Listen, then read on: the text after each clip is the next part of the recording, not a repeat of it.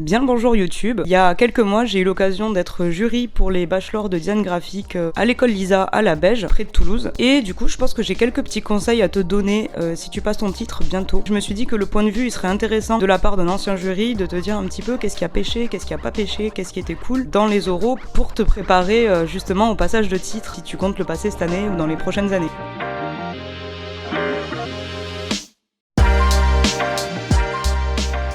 Pour le contexte, c'est parce que j'ai passé mon master en direction artistique justement dans cette école-là que j'ai eu l'occasion de pouvoir être jury pour les bachelors l'année suivante. Donc avec deux autres copines, on s'est fait inviter entre guillemets. Et du coup on était trop contentes d'avoir l'occasion de pouvoir être jury pour les bachelors parce que déjà l'équipe pédagogique elle est trop cool et en plus pour nous c'est une super expérience de pouvoir voir les travaux des élèves, de pouvoir les juger du haut de notre première année de graphiste professionnel. Comment ça se passe en fait quand tu passes ton bachelor de design graphique, en tout cas dans cette école-là, mais moi je sais que pour le DNMAT c'était pareil, tu fais un stand pour présenter ton projet de design graphique. Donc le stand des élèves c'est leur projet de design graphique, donc souvent il y a des affiches, des supports web, des supports print, etc. Et nous en tant que jury, on vient à deux pour aller voir du coup le travail et donc l'oral de l'élève qui dure à peu près 20 minutes. L'élève il est évalué par deux personnes dans un premier temps, puis par deux autres personnes dans un second temps. On est 4 finalement à juger avec des avis et des regards différents. Après, généralement, on est quand même assez raccord et assez d'accord tous ensemble quand on note les élèves. Mais en tout cas, 4 jurys, ça permet quand même d'avoir un petit peu d'objectivité et de pouvoir vous noter au mieux, tout simplement. Ce qu'on attend des élèves, c'est qu'ils puissent être opérationnels sur le marché du travail, entre guillemets, dit assez froidement, on va dire. Mais voilà, en fait, qu'ils sachent être un bon graphiste, développer une bonne charte, savoir comment on développe chacun des supports de communication, maîtriser la chaîne graphique, en fait. Et voilà, et savoir créer une identité visuelle cohérente et pertinente. Et puis après, il n'y a pas de secret en fait de notation ou quoi que ce soit. Les élèves ils ont une grille de notation, ils savent sur quoi ils sont évalués et nous on a la même. Il n'y a pas de point magique ou de choses comme ça, c'est juste bête et méchant entre guillemets, même si après nous on réfléchit pendant les délibérations, mais en soi, voilà, il y a une grille, il faut remplir les demandes, et après, t'es noté dans chacune de ces compétences en fonction de ce que tu nous as présenté. Bon, maintenant que tout ça est dit, on va rentrer dans le vif du sujet. Au bout de 3 jours à avoir été jury, parce que c'était le temps en fait que tous les élèves passent, il y a des choses qui ressortent, des choses récurrentes, des manquements, des trucs qui ont pas trop bien fonctionné ou justement qui ont très bien fonctionné, qui ressortent de manière générale un petit peu dans l'ensemble des oraux. On va commencer par les trucs dits négatifs, c'est-à-dire les choses qui ont pêché, qui ont manqué dans une majorité des oraux.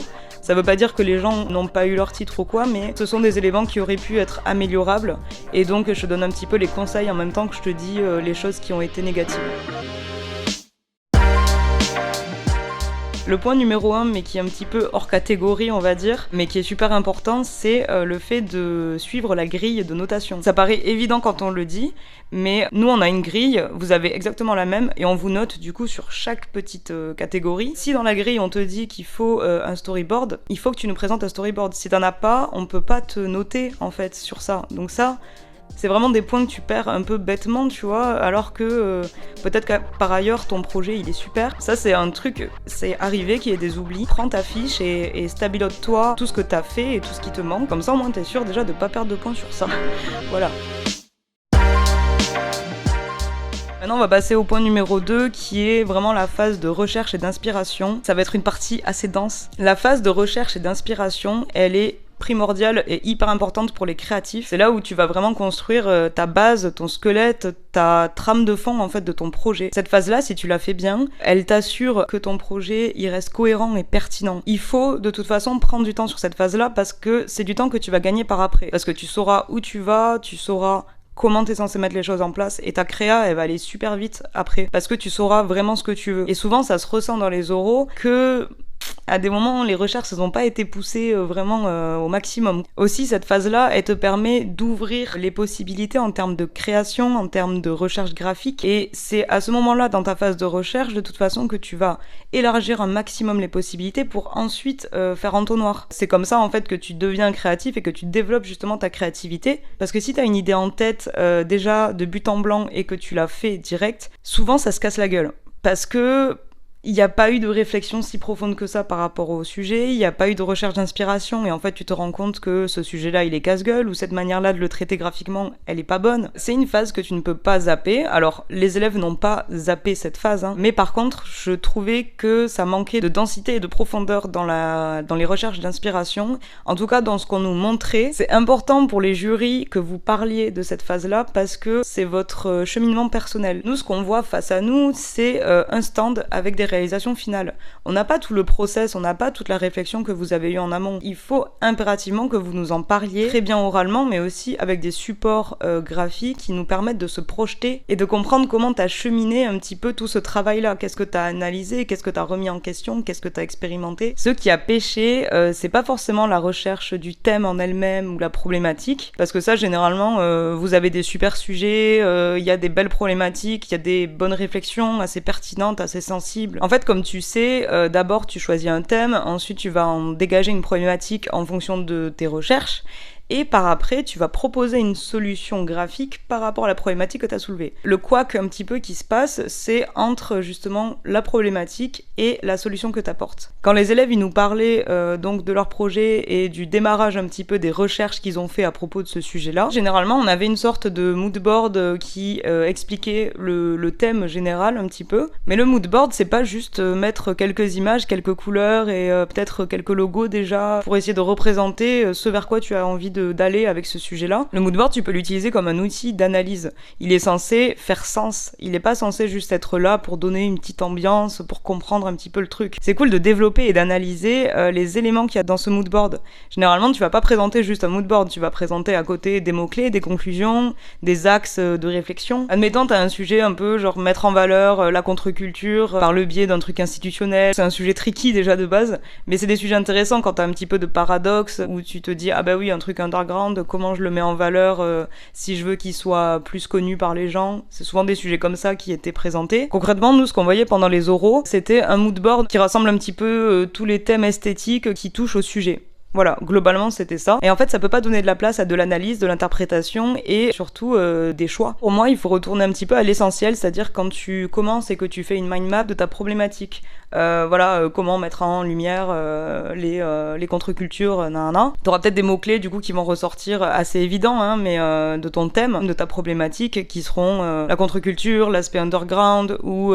l'institution ou la jeunesse par exemple. Et ces mots-clés, c'est intéressant de les utiliser pour en faire des thèmes de moodboard, parce que ton moodboard underground il va ressembler à quelque chose, ton moodboard institutionnel il va ressembler à quelque chose, et faire un moodboard par thème, ça va te permettre en fait de mettre en corrélation, de mettre en confrontation des sujets différents qui sont traités graphiquement différents, et là ça va te permettre de faire des choix. Nous aussi en tant que jury, on va se dire ok, il sait comprendre et analyser l'existant pour pouvoir développer des concepts et des idées, pas juste en nous présentant qu'est-ce que c'est, mais surtout en nous expliquant pourquoi c'est comme ça, pourquoi t'as décidé de choisir tel type plutôt qu'un autre d'esthétisme. Et on rentre déjà dans une phase d'analyse et de choix. Et nous, ça nous permet vraiment de clarifier où tu veux aller, quelles sont tes envies, tes objectifs, et on comprend bien que t'as bien compris le sujet et que tu t'y es intéressé.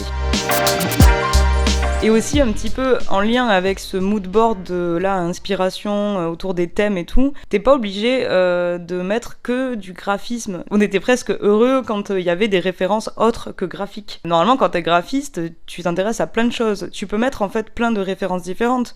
Tu peux mettre de la photo, du podcast, de la peinture, du contenu YouTube même si tu veux, du film. L'idée c'est que plus tu nous donnes d'éléments à manger qui sont cohérents et qui sont pertinents. Après voilà, il faut que ce soit des références peut-être un peu connues ou alors que tu prennes un petit peu le temps de nous expliquer. Ça peut être juste avec des mots-clés. Quand je prenais l'exemple du podcast, en fait, le podcast c'est intéressant comme référence parce que si t'en consommes, moi j'en consomme pas particulièrement, mais c'est qu'il y a vraiment un ton. Il y a un état d'esprit, t'as des podcasts qui sont très éducationnels, mais t'en as d'autres qui sont très cocons, très intimes. Et ça te permet de sortir des mots-clés qui sont assez pertinents. Nous, ça nous permet vraiment de se projeter en fait dans ce que tu vas retranscrire par la suite. Il faut absolument que tu explores plus de trucs. Après, on va pas mal te noter si t'as que des références graphiques. C'est plus un conseil dans ta phase de création. Et ça va te permettre de cibler encore plus précisément les choses que t'aimes et que t'aimerais rendre avec ce projet. C'est cool de nous montrer que t'as été dans l'analyse. Qu'est-ce que tu tires de ces moodboards, quels mots-clés ressortent et vers quoi tu veux aller précisément une fois que tu as fait un peu cette analyse de l'existant. que j'aime bien faire aussi avec les moodboards, c'est de faire des anti-moodboards. Parce qu'en fait, parfois tu sais pas trop vers quoi tu veux aller, mais par contre tu sais ce que tu veux absolument pas. Tu veux pas que ce soit moralisateur, tu veux pas que ce soit enfantin, ce genre de choses, en fait, tu peux faire un anti-moodboard. Ça nous permet une fois de plus, nous en tant que jury, de se projeter, et toi ça va te donner des repères aussi pour prolonger ton projet. Tu sais qu'à chaque fois, quand tu vas faire de la créa, tu vas dire « Ah, il faut pas que ce soit enfantin. Il faut que je fasse gaffe à ça parce que je me le suis dit. » Et ça va te permettre de peut-être mieux développer ta créativité après, et de développer tes concepts graphiques et tout ça. Nous, on a envie de comprendre qu'est-ce que tu retiens de ce que tu as appris et analysé. Bon, désolé, celui-là il était hardcore, mais t'inquiète, les autres vont aller un petit peu plus vite. Mais pour moi c'était hyper important de parler de ça. Peut-être que c'est pas aussi important pour plein de jurys, mais en fait c'est ce qu'on vous apprend à faire, parce qu'on va pas vous juger sur l'esthétisme, on va vraiment vous juger sur votre processus créatif, votre méthodologie de travail. Et si on comprend pas ta méthodo, si on comprend pas ton cheminement, ça va être difficile de pouvoir te noter correctement en fait. Ensuite là on va passer un petit peu plus vite, c'est la partie 3 sur l'identité graphique. J'ai quelques petits trucs à te dire par rapport à ça, des trucs pareils qui sont ressortis, qui ont pêché, qui ont manqué dans certaines présentations.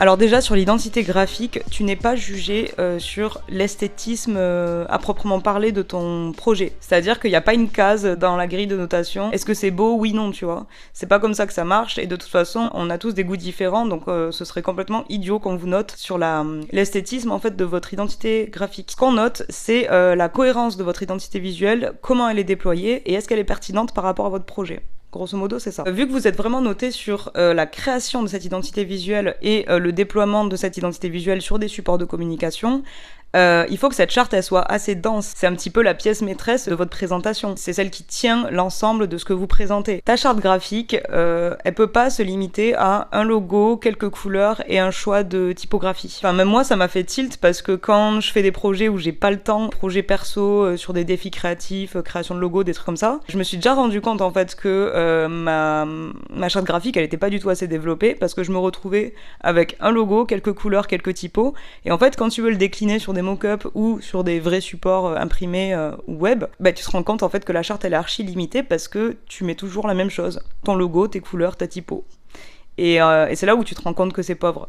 Et donc toi, pour une présentation avec autant de supports, il faut impérativement que tu développes une charte plus costaud, tu vois. Donc déjà, il y a la déclinaison des logos, parce que t'as ton logo de base, après potentiellement il te faut une icône et ou ton logo en horizontal pour le web.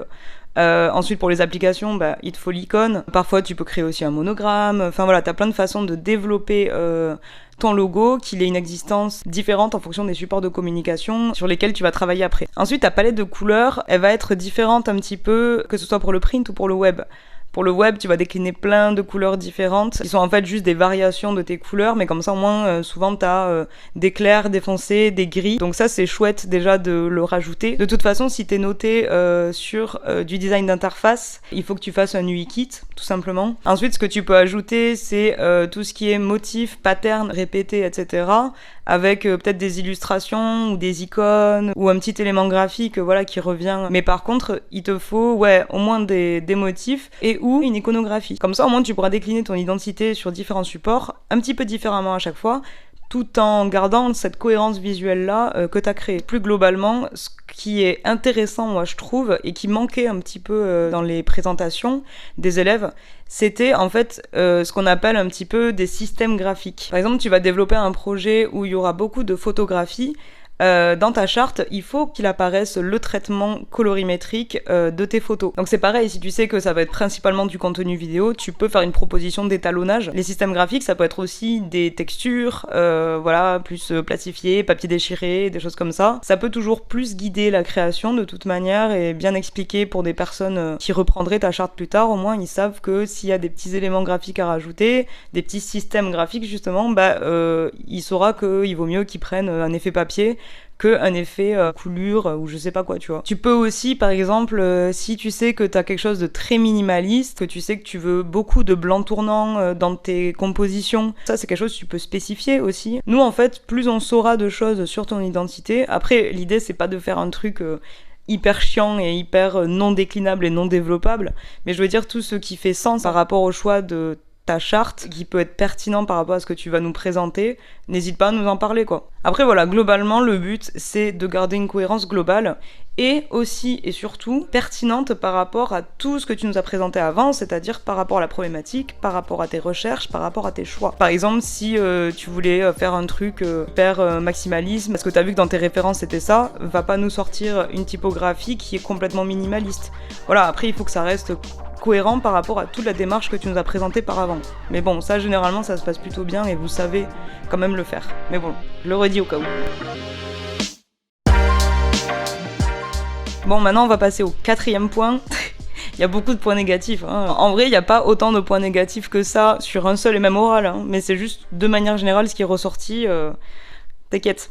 Ah oui, alors là, c'est sur le point 4, c'est sur les supports de communication. Souvent, il y avait des petites erreurs techniques ou d'inattention, je pense, mais qui font un petit peu tâche dans la présentation. Donc, je m'étais dit que c'était quand même intéressant que je t'en parle. Déjà, une fois de plus, on te note beaucoup sur ta cohérence et ta pertinence. Fais des choix de supports de communication qui soient en cohérence avec ton propos, avec tes problématiques, etc. Si t'as envie de créer une campagne de com print très intimiste, très cachée, très underground et tout, ne va pas créer des affiches JC Deco, abri de bus, tout ça, alors que c'est censé être un truc que t'es censé plutôt faire en A3, peut-être même en A4, là où tes cibles se déplacent. Ça, globalement, hein, il faut que tes supports de communication soient cohérents avec ton sujet, même si je sais que tu as des obligations parfois de faire un grand poster ou des trucs comme ça.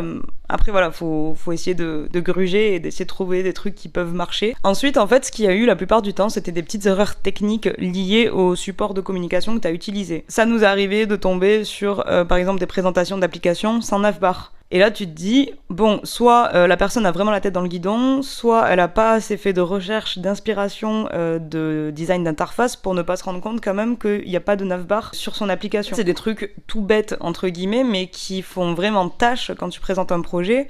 Parce que, imagine, tu le présentes à un client, il n'y a pas de navbar sur ton prototype. Enfin, c'est... Désolée, ça a l'air hyper scandaleux, mais c'est qu'en fait, on te demande en tant que bachelor de design graphique de sortir avec ce type-là de compétences. Pareil, si t'imprimes une grande affiche et que la résolution elle est pas au top, bon, mais c'est un peu embêtant, tu vois. En fait, voilà, ça c'est vraiment des trucs techniques, on va dire. Et il y a aussi effectivement le fait que t'aies la tête dans le guidon, il y a des trucs dont tu te rends pas compte. Et donc ça, il faut impérativement, parce que c'est le cas de nous tous, genre ça nous arrive à tous de faire des erreurs énormes et on s'en rend tellement pas compte. Bon, mon mémoire, il y a une faute d'orthographe dessus sur le titre, donc voilà, c'est... Et pourtant, je l'ai imprimé plusieurs fois et tout. Donc, c'est un truc qui nous arrive souvent quand on est dans les métiers de la création. Mais donc, ce qu'il faut faire, c'est montrer les choses à d'autres personnes. Ou alors, tu prends un gros temps de recul pour revenir dessus quelques temps après. Typiquement, les fautes d'orthographe aussi, quand tu les vois en pleine présentation d'oral, t'es là... On te demande pas d'être hyper compétent en orthographe, par contre, on te demande de te relire, et ou tout du moins de faire relire à d'autres gens, ou d'utiliser t'as plein d'outils sur Internet aussi qui te permettent d'éviter de faire des fautes. C'est des petits trucs qui sont pas si graves, mais en fait, c'est pas pro. On sait pas si c'est parce que t'as trop été dans le truc et on se doute que c'est pour ça, mais ça peut être aussi parce que t'en as rien à foutre et que tu recheckes pas du tout tes fichiers et après que tu nous présentes un truc un peu merdique et que tu t'en fous, tu vois.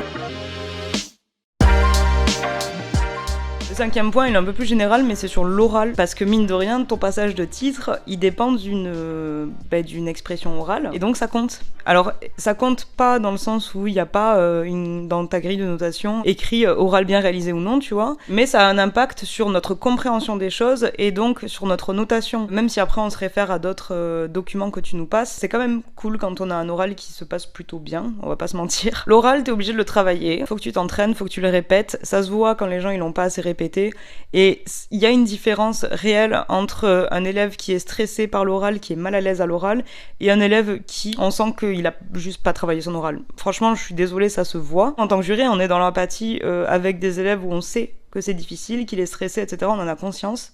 Maintenant, ça n'empêche pas de travailler son oral, de réfléchir aux mots qu'on utilise, tout ce genre de choses. Ça reste un exercice comme un autre, il faut s'entraîner. c'est tout. Quand t'es une personne qui est pas trop mal à l'aise de base à l'oral, faut juste que tu t'entraînes quoi, et que tu répètes, et voilà, et ça se ressentira, et pour nous ce sera tellement plus agréable, et pour toi ce sera aussi plus agréable je pense. Donc c'est important que tu structures ta pensée, et il y a un petit tips, je sais moi qui m'avait aidé, que ce soit dans l'écriture ou que ce soit à l'oral, qu'on m'avait dit, je suis très mauvais élève là pour le coup parce que justement je m'entraîne à le faire mais je n'y arrive pas encore, je déborde beaucoup. Mais en fait, c'est le fait d'avoir une phrase, une idée. De te forcer vraiment à essayer de trouver le mot le plus juste. Parce que souvent, tu vas utiliser 3, 4, 5, 6 phrases pour nous dire quelque chose qui aurait pu être dit en une phrase. Dans l'oral, forcément, évite d'être trop nonchalant. Mais bon, voilà, après il y a des trucs que tu sais, les attendus, c'est pas non plus... c'est pas révolutionnaire ce que je te dis. Oui, essaie de montrer que t'es intéressé par ce que tu présentes, que t'es ouvert aussi à la discussion avec les jurys. Bon, voilà, c'est un travail de posture en fait, et de posture professionnelle presque, mais ça fait partie du truc. Alors comme j'ai dit, tu seras pas noté dessus, mais indirectement, ça a une influence sur le ressenti, sur la compréhension des choses.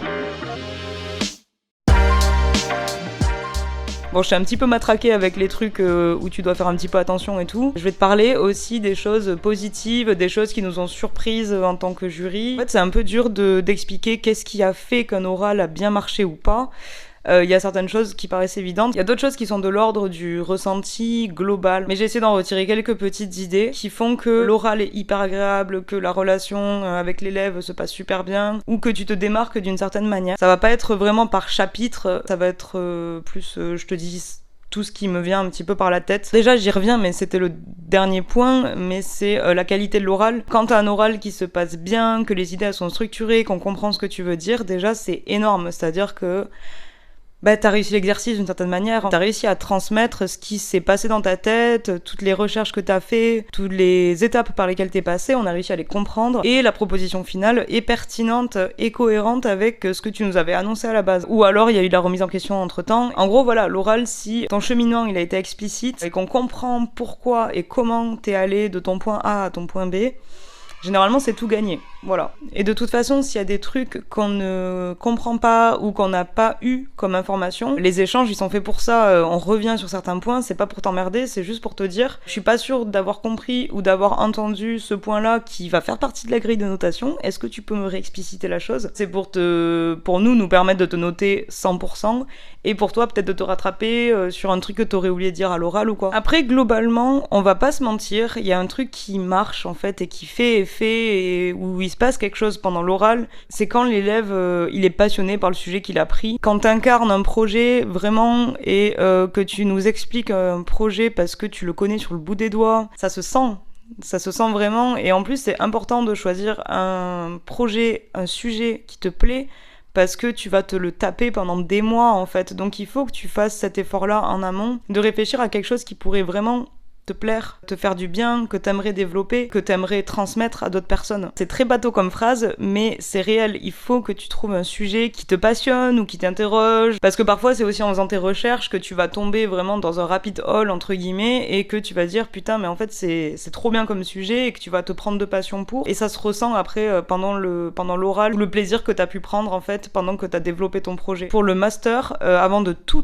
démarrer, vraiment au tout départ, on nous avait demandé de faire une mind map de nous-mêmes. Donc c'est un truc archi introspectif d'une certaine manière, mais c'est pour se rendre compte des sujets qui nous plaisent, des trucs un petit peu récurrents qui nous intéressent, et mine de rien ça nous a permis, je pense, de trouver des sujets qui nous ont passionnés et qu'on a pu assumer jusqu'au bout pendant 1 an et soutenir du coup devant pareil un jury. Et voilà, et en fait c'est hyper important d'avoir un sujet qui te plaise, d'autant plus que c'est horrible en fait quand t'as un projet dont t'es pas fier. Ça se ressent quand vous êtes déçu de présenter le projet que vous présentez, et c'est dur pour nous aussi. Je suis empathique aussi, d'accord. Essayez de vraiment d'être super fier de votre projet, de faire en sorte d'être fier de votre projet. Moi je sais que mon projet de fin d'études de 3e année, j'aimais beaucoup le thème, mais je me suis fait un peu ramasser par les jurys. Et en fait c'est horrible parce que c'est jamais un projet que je mettrais ou que j'aurais mis à l'époque dans mon book. Je trouve ça trop dommage d'avoir passé autant de temps sur un projet et finalement il ira jamais dans ton book, finalement t'en feras rien. Ça, je trouve ça dur, tu vois. Essaie de te projeter aussi en dehors de ta scolarité, en dehors de tout ça. Qu'est-ce que tu pourrais faire de ce projet ? Est-ce qu'il pourrait se développer plus ? Est-ce que juste tu pourras le mettre dans le book en mode bon ben voilà, j'ai fait un projet de design graphique de A à Z. Et après, un autre point, c'est un petit peu ton rapport à la création. C'est vrai que nous nous, on a beaucoup apprécié quand les élèves étaient dans une démarche créative assez globale et qu'ils expérimentaient. C'est-à-dire qu'ils expérimentaient plein de médiums différents, de la photo, de la linogravure, de la peinture. Parce que du coup, on se dit qu'on a en face de nous un vrai créatif, entre guillemets, une personne qui tente des trucs, une personne qui est ouverte. Et c'est vrai qu'on se dit, cette personne-là, elle pourra certainement se développer dans plein de domaines. Et peut-être que même elle sera même pas graphiste, quoi, au final, parce que elle développe plein de compétences, qu'elle s'intéresse à plein de choses. Et c'est agréable et c'est inspirant de voir ce que vous savez faire, de voir ce qui vous anime, que vous mettiez ces passions-là au profit d'un projet de fin d'études. C'est top, quoi. Si tu sais faire de la photo, mais vas-y, essaie de faire un projet autour de la photo, peut-être, je sais pas. C'est vrai que, en plus, ça nous renvoie, nous, en tant que jury, à ce qu'on fait, à ce qu'on fait pas, à ce qu'on développe plus, à ce qu'on a perdu, à ce qu'il faudrait qu'on refasse.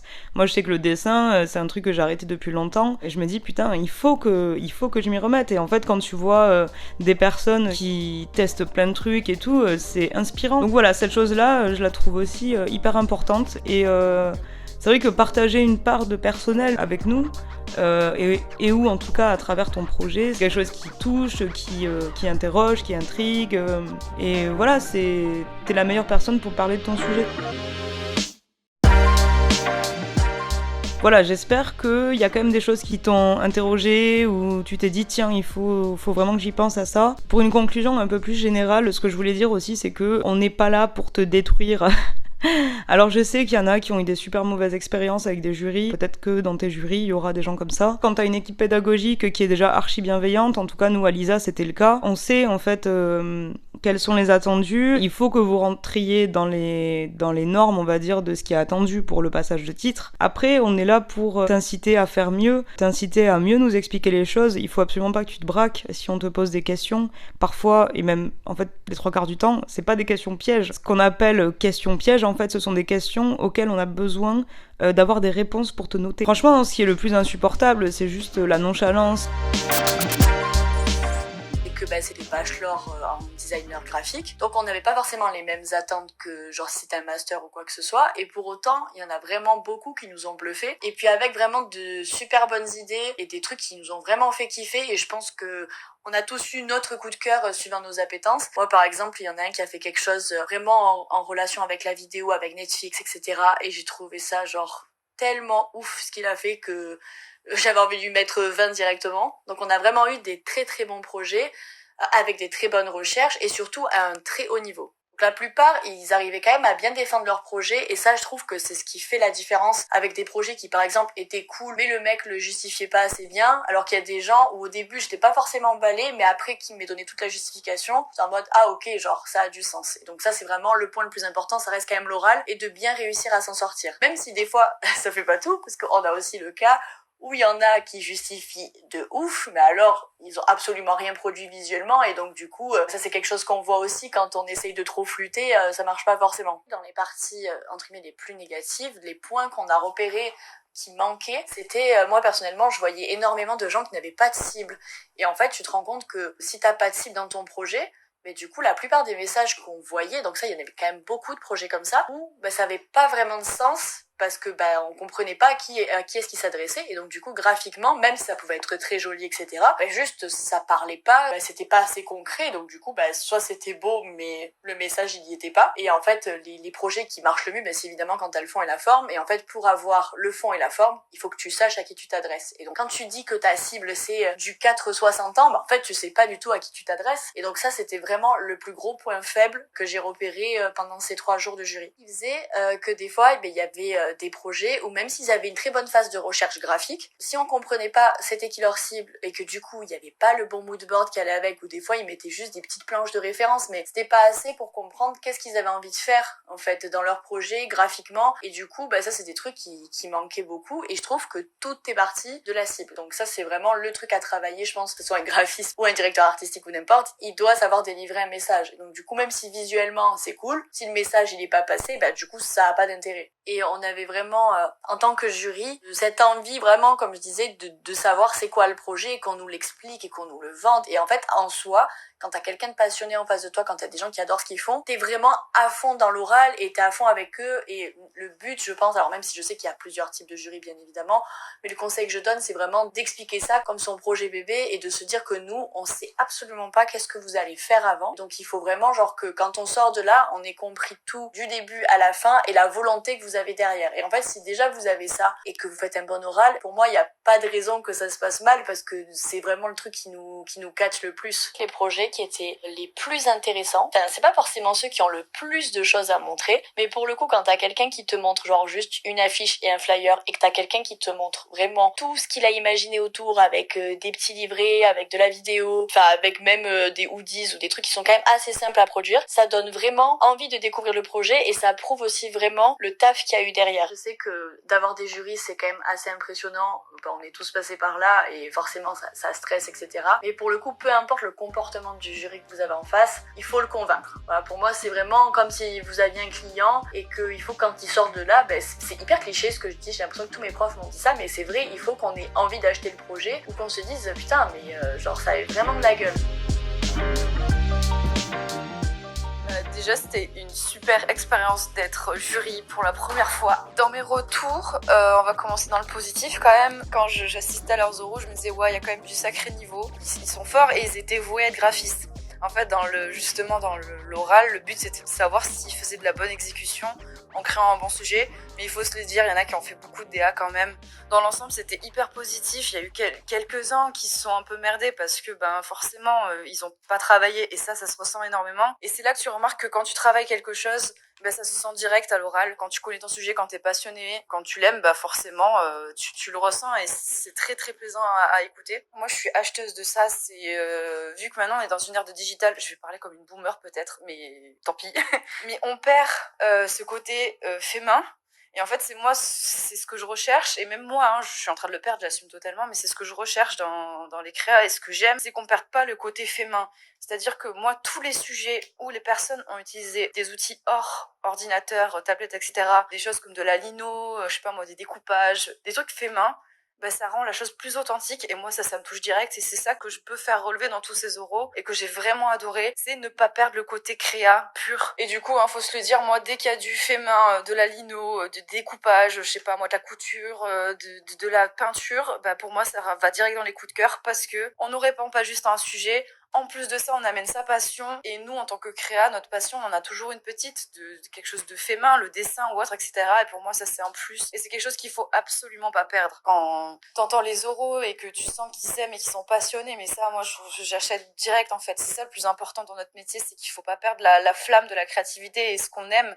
C'est pas juste répondre à une demande. Bon après, le domaine du travail fait que forcément tu vas devoir faire de l'exé comme ce qu'ils ont fait là. Mais bref, quand t'ajoutes la plus-value de ce que tu aimes et de tes passions, moi je trouve ça génial. Dans les points négatifs, moi ce qui m'a le plus frustrée, c'est le manque, dans certains cas, le manque d'inspiration et le manque de mood board, le manque de recherche pour créer leur projet. La phase de recherche est limite plus importante que la phase créa, parce que la phase créa, on l'a sous les yeux, pas de problème. On visualise vers où ils ont voulu aller, mais l'amont, les recherches, c'est ce qui enrichit le projet. Et au final, des fois, ça manquait énormément de recherche. Surtout quand tu touches à des sujets super importants. Là, il faut montrer que t'as fait des recherches et que t'es allé très loin dans tes phases créa, que ce soit des recherches historiques, des recherches visuelles. En fait, moi, j'ai besoin d'informations en tant que jury, de l'amont, de savoir comment ils en sont arrivés ici, et c'est ça qui enrichit le projet, en fait. Bon, sujet important ou pas, dans tous les cas, il faut faire des recherches, et même si c'est chiant, t'es obligé de t'enrichir, c'est ça notre métier aussi, c'est que tu t'enrichis pas que de visuel, mais aussi de l'histoire, que ce soit de l'art, de l'histoire de notre monde, etc.,